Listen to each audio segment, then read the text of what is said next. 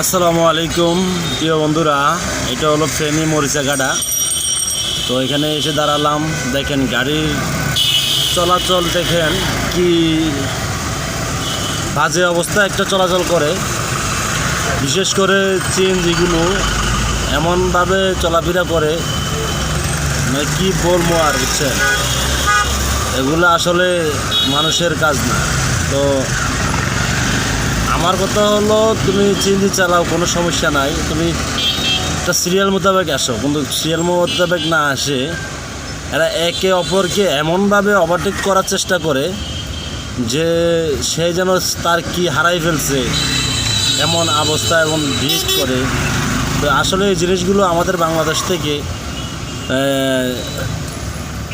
Avoid করা দরকার। যে এই দেন হুন্ডাটা, এই হুন্ডাগুলো আরও বেশি ইয়ে করে,